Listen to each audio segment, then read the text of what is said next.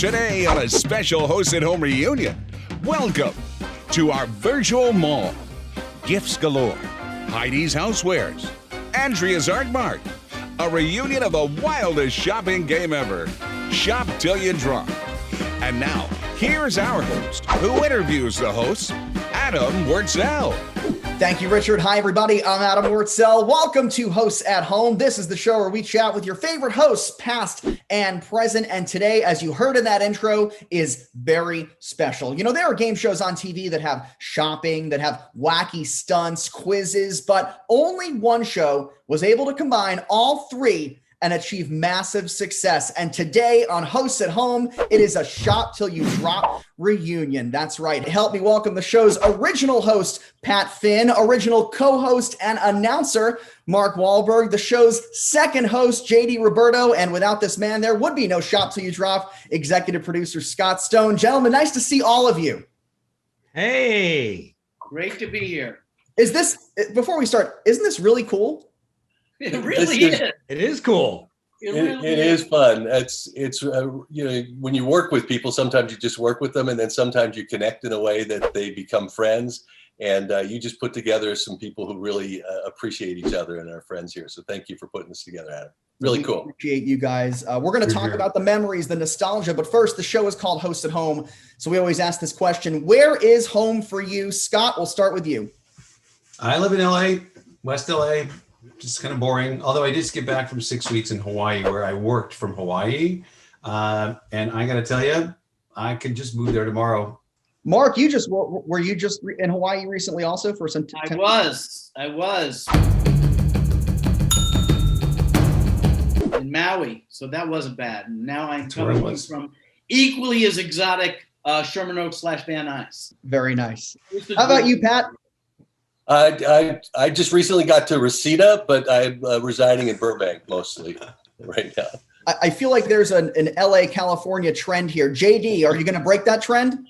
I'm going to break the trend. I was in LA for like 16 years, but almost 10 years ago, maybe 9 years ago now, the family came out to New York.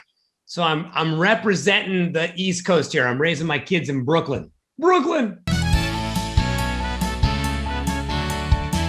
Scott, I want to start with you here.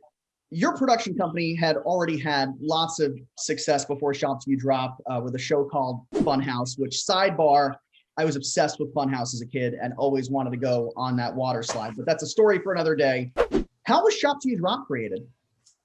It's actually a pretty simple story. I got a phone call from Donna Harris, who was then at Lifetime, and she said, "Hey, we've got a hidden supermarket sweep.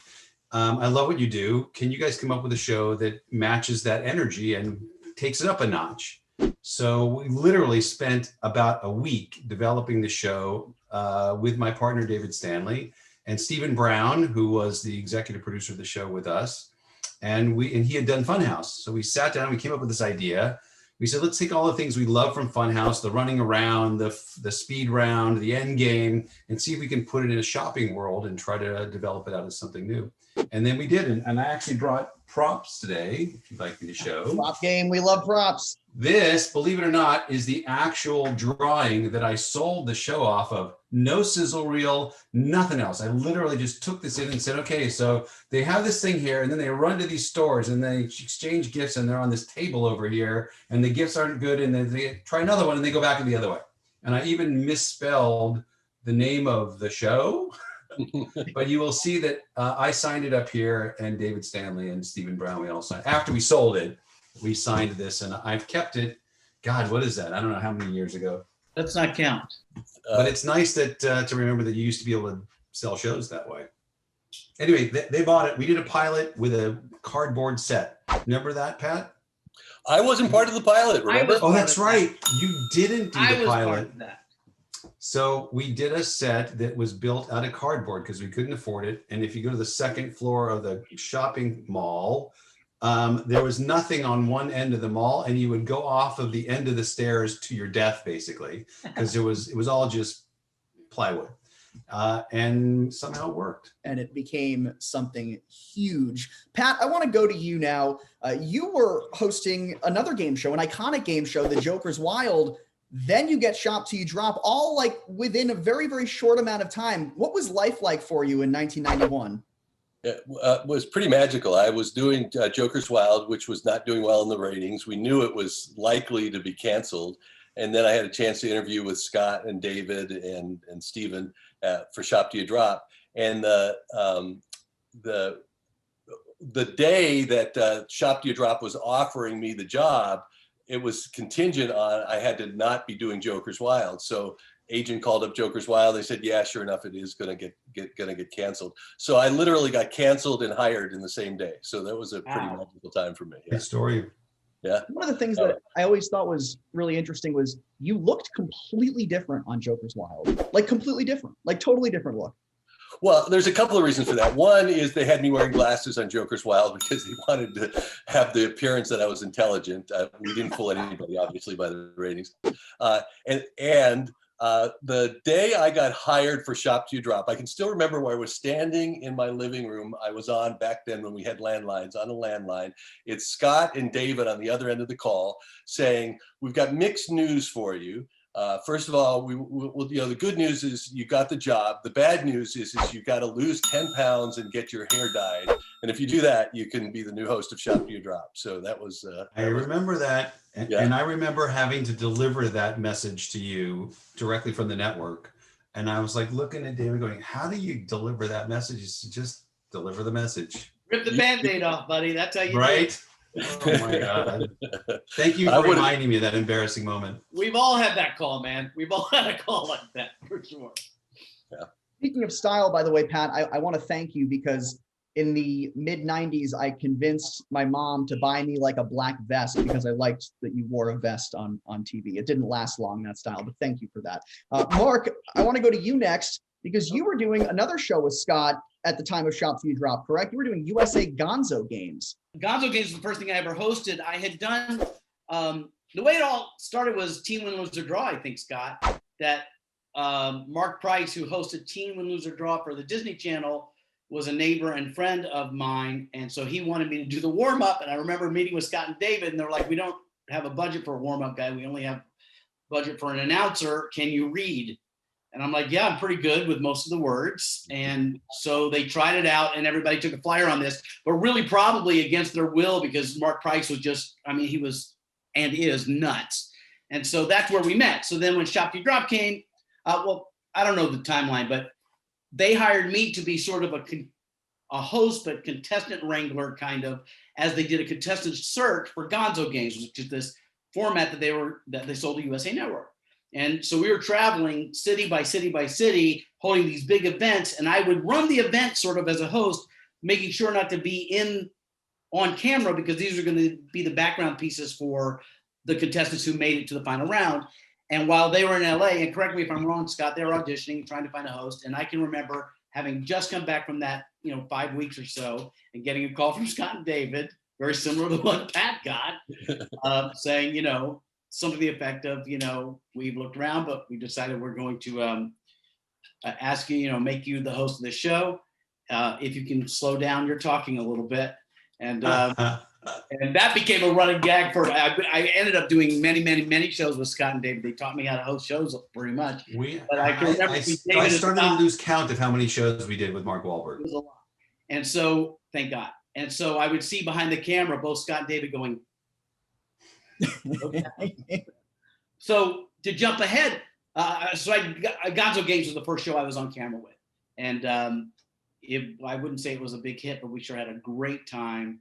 And I still keep in touch with everybody that worked on that show. It was very similar to what Pat was talking about, that, in my 35-year career or however long it is at this point, there are very few families of shows. So the show that becomes a family, that the family transcends the cancellation of the show. In our case, many shows came and went.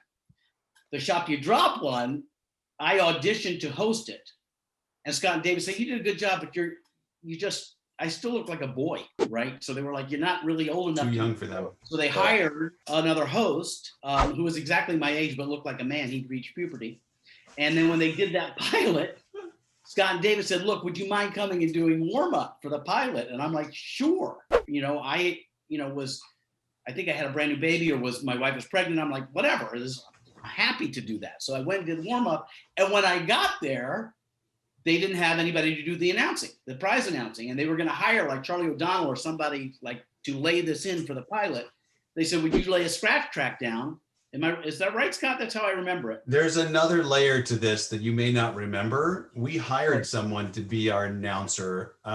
It was a really pretty young woman dressed up in a crayon-looking dress. I don't know if you remember this. I do remember that. And the Lifetime execs walked on the stage, and the first thing they said was, "Get rid of her."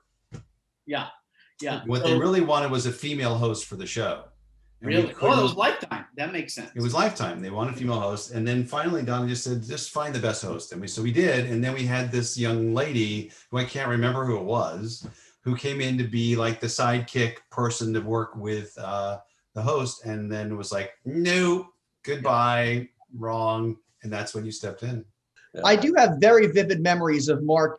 The way you said Costa Rica was just perfect. Can you emulate that for us? To where, Mark? Well, get ready, because you're going to shop till you drop in Costa Rica. I had no memory, but I'm sure I didn't try to add any, rolling of the R. I will tell you this, Adam, that for years after, and even now, I have been places and spoken, and somebody's turned around and say, "You're to where, Mark, aren't you?" To where, Mark? To where, Mark? To where, Mark? To where, Mark? To where, Mark? So anyway, that's relatively accurate. Over the years, I've embellished it. JD, you didn't host the show till 2003. When did you become aware of Scott's production company and aware of Shop Till You Drop? I did a lot of pilots and presentations. I didn't even get to LA till about 96. And Stone Stanley was obviously doing a ton of stuff. And I ended up doing pilots and presentations and some warm up and that kind of stuff. It was a really good, it's kind of like what Mark said. It was a really good sort of training ground to just learn how the pros do it. You go into hosting with no idea what you're doing. And you slowly have to watch and learn from the professionals. Funny story, though. I moved to LA in 1996. My very first on-camera job given to me by Pat Finn to be a man on the street in an infomercial his company was making for Comcast high-speed internet. Nobody wanted it. Nobody thought anyone would ever need high-speed internet. But Pat was doing a commercial, an infomercial for high-speed internet, and I was the guy walking around the mall, the King of Prussia Mall, trying to talk to people about what they would do if they had high-speed internet. So anyway, my first job, so I already know Pat. Like literally, I've been in LA a month, and my first gig is for Pat. He's my boss. And then Scott and David hired me to do a bunch of pilots and presentations, and just sometimes they would do format run-throughs. They'd be like, "All right, we have a format. We don't know if we love it or not. Can you just come sit in the conference room, and we're going to hire a couple of contestants and do it so we can see it on its feet." That's how I started working with them.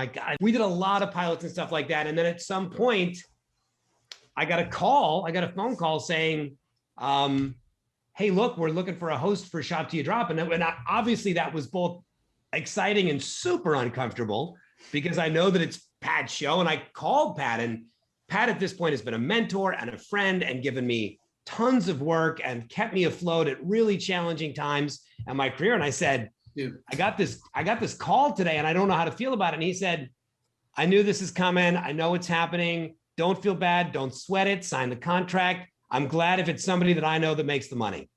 So, and it was about the most decent and let me off the hook response you could ever hope for. But Pat's a mensch. Yeah. Thank you for that. It's really cool that we've all gotten to work together separately from Shop Till You Drop too. That's Mark and I have worked together on other projects and are actually collaborating on something right now. And everybody here has pointed out other pilots that Scott that you've hired them for and done things for. I was going to say, how come no one's hired me? Wait a minute. What you got to know, Adam, is that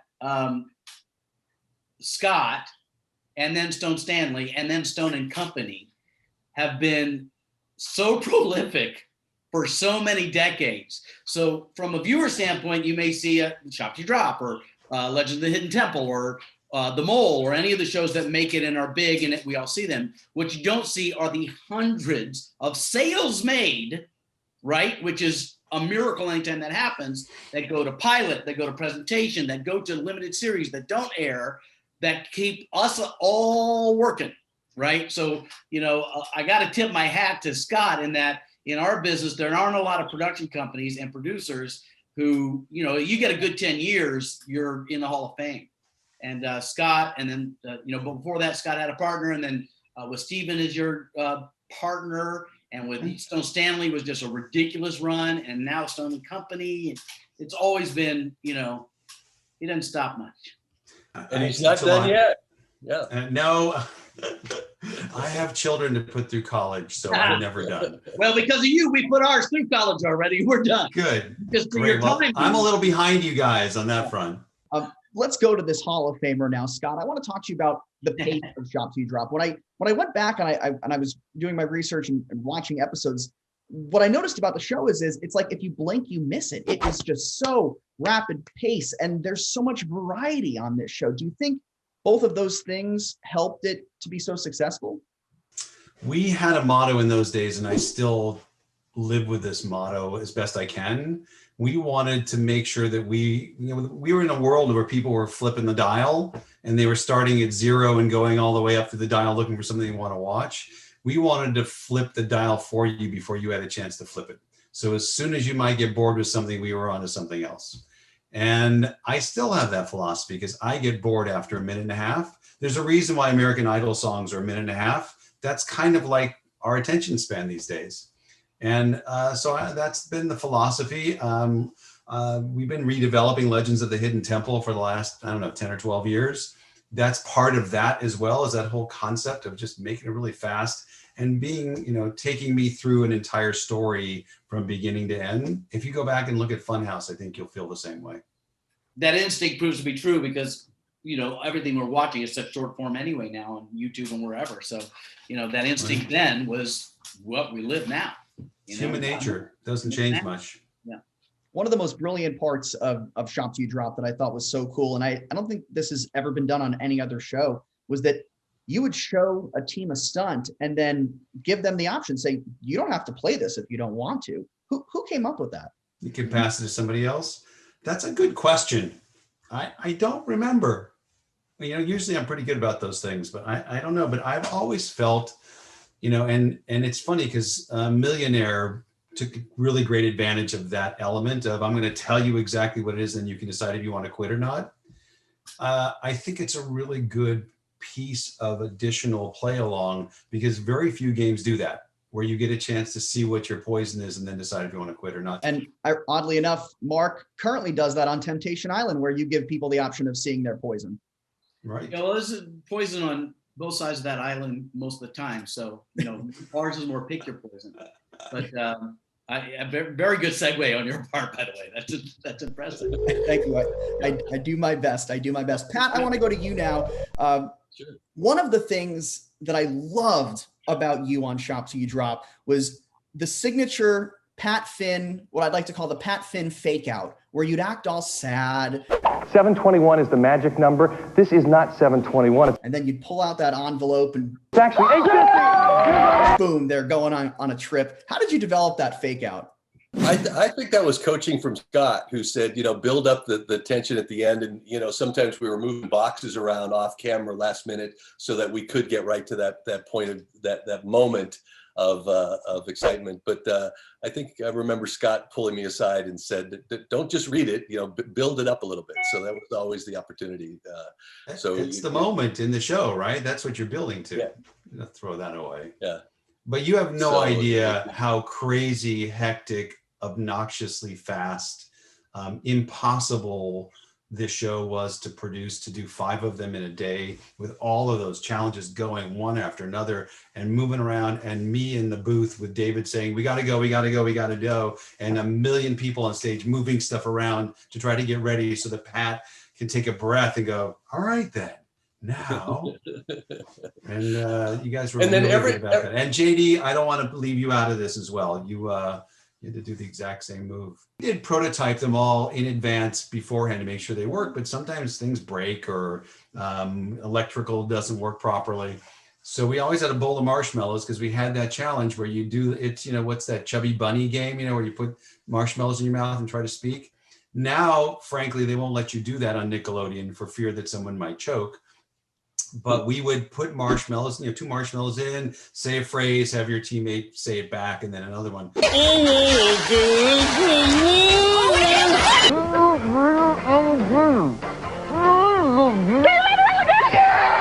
We always kept a giant bowl of marshmallows and just a stack of cards next to it so we could throw that in when one of them inevitably fell apart.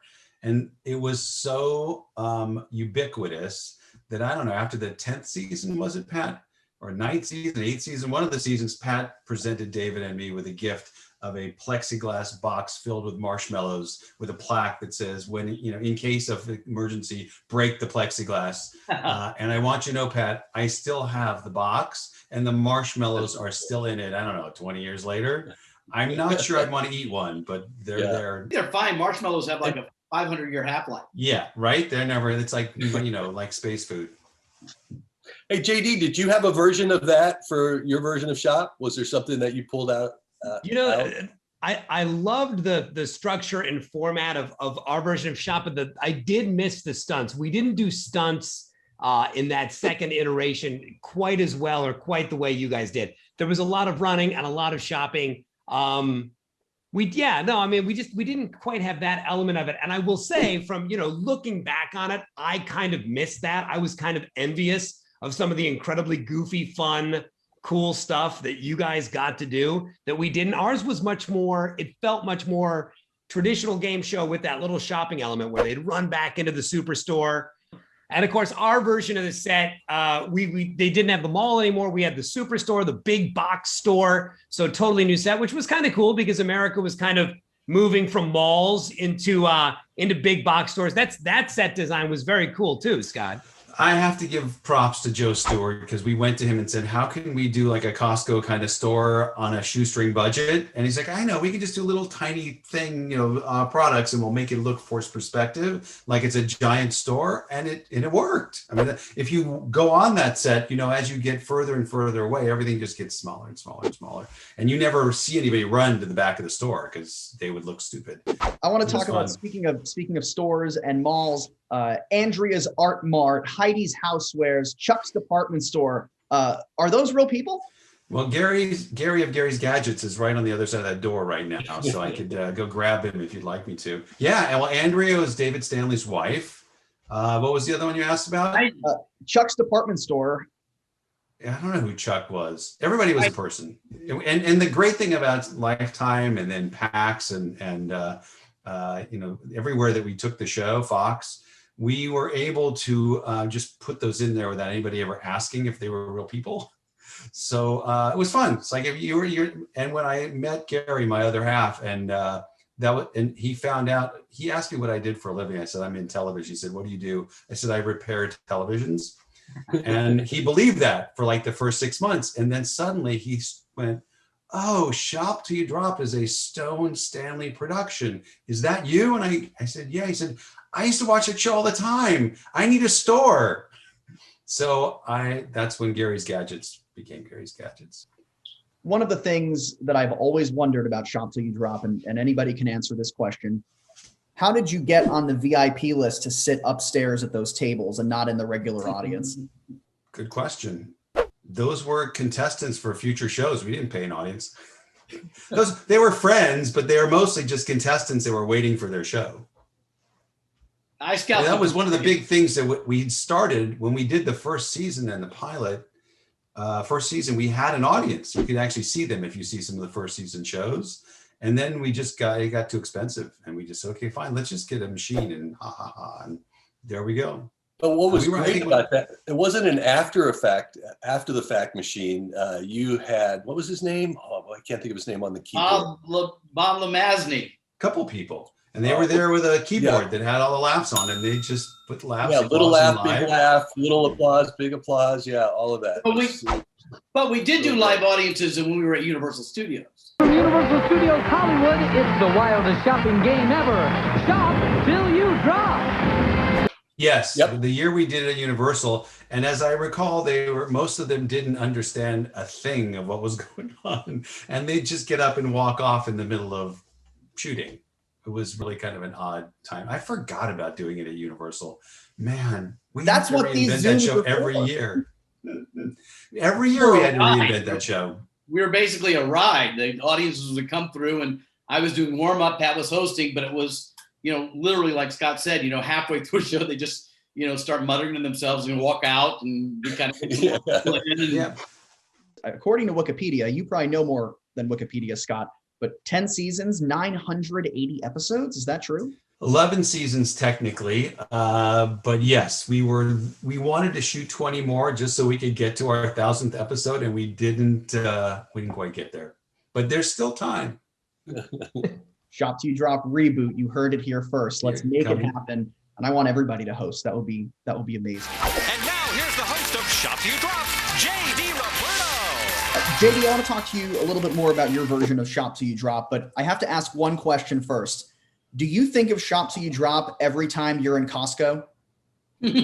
I do a little bit. I will be honest. I think when I think of Shop to You Drop, I think of Pat's version of Shop to You Drop. I loved what I did. Don't get me wrong. I'm not trying to downplay it. But when I think of Shop to You Drop, I think of the stunts. I think of like the crazy stunts and people running to the 2 floors of the thing. So that's what I think of when I'm at Costco and my kids go running down the aisle. I do have a moment where I wonder what they're going to bring back and what the value of the item inside is going to be. But they don't even remember that as well. It was our version, I think, was an enormous amount of fun in the cleverness of the questions and the trivia and these 2 teams going at it head to head, which I really loved. And I, again, as Scott said, loved the set, loved the look and the vibe and the feel of it. And it definitely, you can't escape it, man. If you go to one of the big box stores, you can't escape it. Talk about incredible product placement on Shop to You Drop also. And even on your version, JD, I mean, the clock. I mean, it was like, let's put a minute and a half on the Metamucil clock. Put a minute and a half on the Benefiber clock. Let's put a minute and a half on the Friskies clock. Let's put a minute and a half on the Lever 2000 clock. Yeah, I loved the way that we did it because we did it unapologetically. We're in a giant superstore. There's brands everywhere, and it's the Metamucil clock, and it's X-Lax round 2, and it didn't matter. We did it. We just embraced it. We went with it. We did it unapologetically. And when you do that, when you do it with a little bit of a smile and a wink, the audience gets in on the action. Then, right? Then it's not something icky or to be avoided. The audience is part of it, and they're laughing right along with you. And as we've all gotten older, the Metamucil clock has become more than just a metaphor. Yeah, I think I've got a clock on my Metamucil now, actually. Before we go, this has been so much fun. Thank you all so much for jumping on. Fans are going to love this as they're watching it right now. I want to talk to each of you about what you're doing today, what you're doing now. Scott Stone. Scott, by the way, you have one of those names, and so do you, Pat, that you have to say both names, Scott Stone, Pat Finn. Scott, start with you. What are you up to nowadays? I have 3 tranches in my life. I have, 4 actually. I have my family. I have kids. I have one freshman in college and a junior in high school, and I'm really trying to be present for them getting through COVID. It's a full-time job. I teach in the film school at USC. I actually teach reality television. And I've been doing it for 10 years. It is amazing. And to see what young people think of as reality TV and try to get their brains, these kids all come thinking they're going to be, the next James Cameron. And I'm trying to make them the next Pat Finn and Mark Wahlberg and JD Roberto and try to think around that. So that's really a passion of mine. And let's go to you next, JD, because I'd say right now you're in your prime because you're working for Amazon.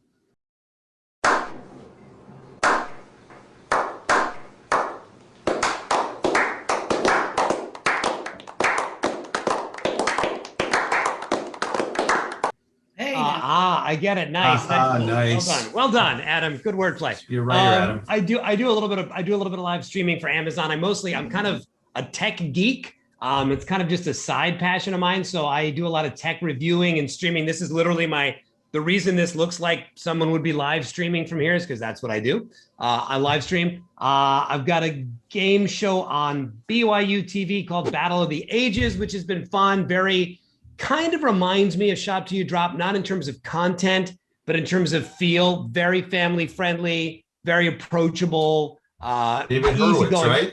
What's that? It's David Hurwitz. It was with Hurwitz, who, by the way, is a Gotta love him. fantastic guy. Love him to death. So good to work with him. Produced Man Show with me. And then, like David said, I've got 2 kids, and the main focus of my life, the thing that everything else has to fit around, is being there for them and not missing out on these important years. And I just kind of hope my kids grow up as cool as Mark Wahlberg's 2 kids, because they have set the bar very high. They're amazing. I got a boy and a girl. Every now and again, I'll show my son a picture of a fighter plane and be like, as long as you're that cool, it's fine. As long as you turn out as cool as Mark's kids, you're fine. So yeah. So, I think it's the same with all of us, right? All 4 of us. It's we're working when we can work, but our real passion is our families. Great answer. Great answer. Pat Finn, how about you? How about me? I still dabble in television a little bit.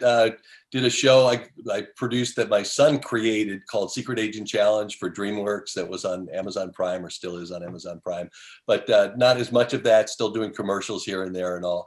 And then kids-wise, I've got 4 kids. My older son Corey is amazing. He's one of the most creative people I know. So we've created shows together, and he's a fabulous editor. My daughter Caitlin is a high-level producer out there in the world, and then my 2 twins. That's the fun part for me. Fantastic. Mark, last but certainly not least, I do have a video to show you. Do you want to watch it alone or with the group? I'll watch with this, but it's gonna hurt. I'm not doing anything. No, I'm only kidding. I just finished the 3rd season of Temptation Island, so I'm thrilled to still be working. COVID has stopped all the other stuff, Price is Right Live, and some corporate stuff that I do, some speaking here and there. But really, if I were going to say what I'm up to these days, I'd put them in sort of this list. I hang out with my wife. We've been married 33 years. And that's 90% of my focus. Next are my chickens in the backyard, and my, what I like to call is Wahlberg Farms, but it's just a garden. But I feel like that diminishes what's happening out there, because to me, it's an entire ecosystem. And I've become that guy, like the commercials of Becoming Your Parents. I'm that guy. So I will talk about tomatoes and stuff like that. But that's really where I'm at. I'm doing things that bring me joy. I'm not worrying about things that don't stress me out. So I hang out and plant stuff and build stuff around the house, hang out with my wife. I celebrate my kids, as JD had, lovely tribute to them. But I just say it this way: greatness skips a generation, and apparently they caught a good one. So my son is a Navy officer and a pilot. My daughter's a professional ballerina and a very accomplished blogger and writer. That's been great too. And I'm just glad to have this opportunity, Adam, because I haven't talked to Scott in a long time, although Facebook and all that stuff too. And being able to say, on behalf of all of us, how grateful we are for the opportunities you gave us. But more than that, we've all talked about it. There were all the people that were in your circle in those early years, Scott. So many of them went on to greatness in whatever they were doing. And in doing so, like spokes, while we've all gone in some really crazy directions, we've all really stayed connected. And so there's this, this brotherhood and affection that transcends time or the last time we spoke. And really great to see your face, Scott, and be able to give you a little bit of props as they are due. Well, props are due to all 4 of you. Thank you so much for joining us here on Hosts at Home. If you like what you see, please hit that subscribe button. We greatly appreciate it. Show us some love. This Shop Till You Drop reunion has been fantastic. Thank you, gentlemen, for joining us. By the way, I don't know what water you guys were drinking at Craft Services. You all look exactly the same. So I just wanted to mention that before we go. But as you know, I don't close the show. Normally I go to a host who closes the show, but we have several here today. So I'm just going to see what happens. Let's close the show, guys. To wear. Where, Mark? You want a trip of a lifetime to the rest of your career. Yes. Yay. Bye, my friends. Hey, I love all That's you awesome. guys.